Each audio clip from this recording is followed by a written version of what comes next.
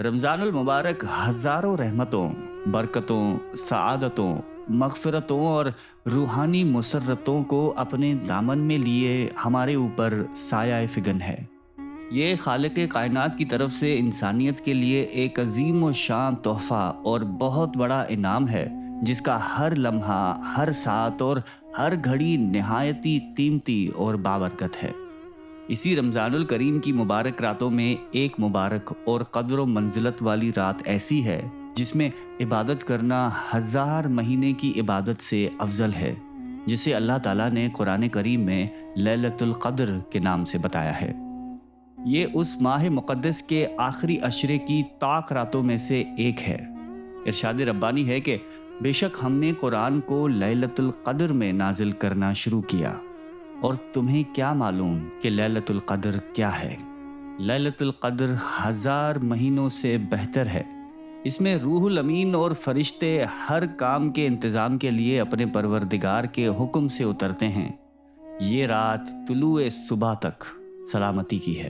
باری تعالیٰ نے اس سورہ مبارکہ میں لیلۃ القدر کی عظمت کے 4 بنیادی خصوصیات بیان کی ہیں: نزول قرآن، نزول ملائک، 1000 مہینوں سے افضل رات، پوری شب سلامتی اور رحمت۔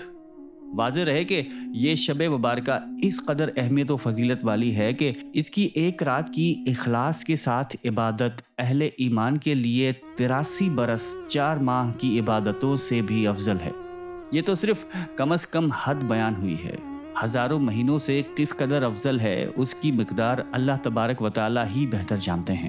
لیلۃ القدر عربی زبان کے لفظ ہیں۔ لیل کی معنی رات اور قدر کی معنی بزرگی اور بڑائی کے ہیں۔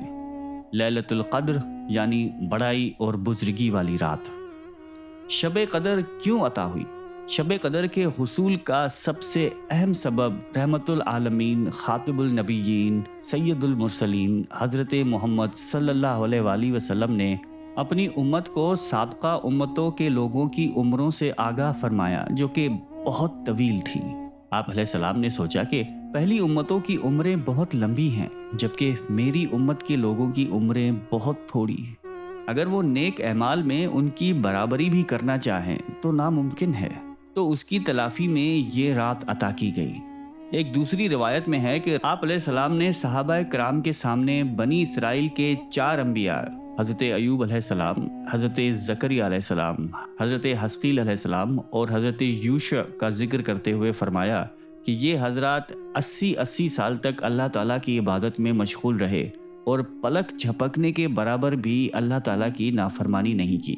صحابہ کرام کو ان برگزیدہ ہستیوں پر بہت رشک آیا۔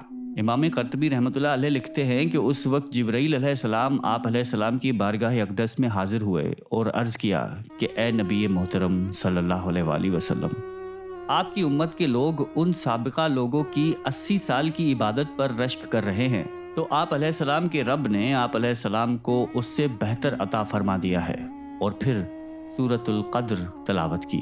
اس پر نبی کرم صلی اللہ علیہ وآلہ وسلم کا چہرہ اقدس خوشی سے چمک اٹھا۔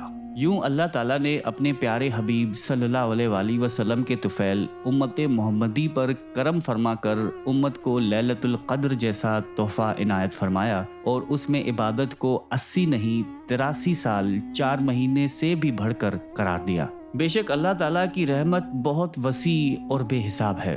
احادیث نبوی میں لیلۃ القدر کو رمضان المبارک کے آخری عشرے کی طاق راتوں میں تلاش کرنے کا حکم آیا ہے۔ صحیح بخاری میں ام المومنین حضرت عائشہ صدیقہ رضی اللہ تعالی عنہا سے روایت ہے کہ آپ علیہ السلام نے ارشاد فرمایا کہ لیلۃ القدر کو رمضان کے آخری عشرے میں تلاش کرو، جبکہ صحیح مسلم میں حضرت عبداللہ بن عمر رضی اللہ تعالی عنہ کی روایت میں ہے کہ آپ علیہ السلام نے فرمایا کہ لیلۃ القدر کو رمضان المبارک کے آخری عشرے کی طاق راتوں میں طلب کرو۔ حضرت عبادہ رضی اللہ تعالیٰ عنہ نے نبی کرم صلی اللہ علیہ وآلہ وسلم سے شب قدر کے بارے میں دریافت کیا، تو آپ علیہ السلام نے ارشاد فرمایا کہ یہ رمضان کے آخری عشرے کی طاق راتوں میں ہے۔ 21، 23، 25، 27، 29 یا رمضان کی آخری رات میں جو شخص ایمان کے ساتھ ثواب کی نیت سے اس رات میں عبادت کرے، اس کے پچھلے تمام گناہ معاف ہو جاتے ہیں۔ اس رات کی علامات یہ ہیں کہ وہ رات کھلی ہوئی چمکدار ہوتی ہے، صاف و شفاف، نہ زیادہ گرم نہ زیادہ ٹھنڈی، بلکہ معتدل، گویا اس میں چاند کھلا ہوا ہے۔ نیز اس کی علامتوں میں سے ایک یہ بھی ہے کہ اس کے بعد کی صبح کو آفتاب بغیر شعاع کے طلوع ہوتا ہے، بالکل ہموار ہوتا ہے، جیسا کہ 14ویں رات کا چاند۔ اللہ تعالیٰ نے اس دن کے آفتاب کے طلوع کے وقت شیطان کو اس کے ساتھ نکلنے سے روک دیا۔ لیلۃ القدر کی فضیلت حاصل کرنے کا آسان طریقہ یہ ہے کہ آدمی آخری عشرے میں اعتکاف میں بیٹھ جائے، کیونکہ اعتکاف خود مستقل عبادت ہے۔